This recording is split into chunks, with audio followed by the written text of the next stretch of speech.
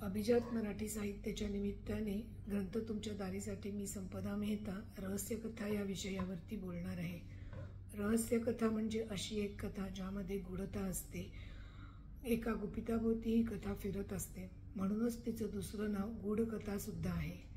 जगातल्या प्रत्येक भाषेमध्ये आपल्याला ही रहस्यकथा आढळते। रहस्य, सस्पेन्स, सिक्रेट हा रहस्य हा शब्द मूळ संस्कृत शब्द आहे।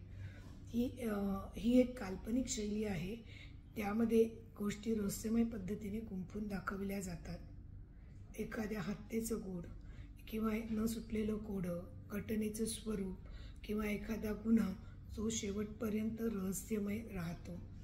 ही रहस्य आपल्याला भारतीय पौराणिक कथा, रामायण, महाभारत यासारख्या महाकाव्यातनं सुद्धा आढळून येतात। जसे की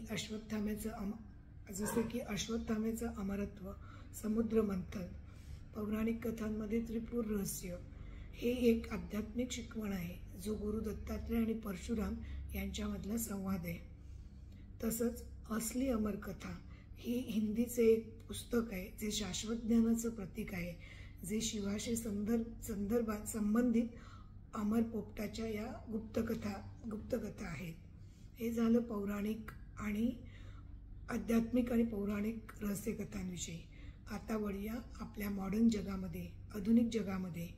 आपल्या मराठी साहित्यामध्ये रहस्यकथा लिहिण्याची सुरुवात श्री नारायण धारप यांनी केली। नारायण धारप यांनी केलेल्या या लिखाणामुळे, रहस्यकथा आणि भयकथा या लिखाणामुळे या रहस्यकथा प्रकाराला एक नवीन दिशा मिळाली। रहस्यकथा म्हटलं की मराठी मनामध्ये दोन नावं पटकन येतात, ते म्हणजे एक बाबुराव वर्नाळकर उर्फ चंद्रकांत सखाराम चव्हाण, ज्यांनी 1042 पुस्तकं मराठीमध्ये लिहिली आणि त्यांचे हिरो त्यांनी धनंजय, बॅरिस्टर, इन्स्पेक्टर दिलीप यासारखे हिरो त्यांनी अमर केले। तसंच दुसरं नाव पटकन मनामध्ये येतं ते म्हणजे सुहास शिरवाळकर यांचं, ज्यांनी जवळजवळ 300 पुस्तकं लिहिली आणि त्यांचे हिरो म्हणजे दारा बुलन, फिरोज इराणी आणि सगळ्यात महत्त्वाचे गाजलेला म्हणजे बॅरिस्टर अमर विश्वास ही त्यांनी अजरामर केलेली त्यांच्या कथेतली पात्र। त्याच्यानंतर एक नाव येतं, लक्षात येतं ते रत्नाकर मतकरी यांचं, ज्यांनी खेकडा, कबंध, गहरे पाणी यासारखी पुस्तकं लिहून रसिक वाचकांना खूप आनंद दिला। रहस्यकथा हा प्रकार फार रोमांचक आहे।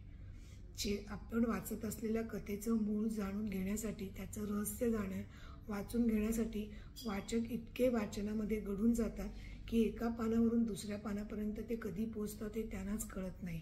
जोपर्यंत रहस्य सुटत नाही तोपर्यंत ते रहस्य आपल्या डोक्यामध्ये पिंगा घालत राहतं।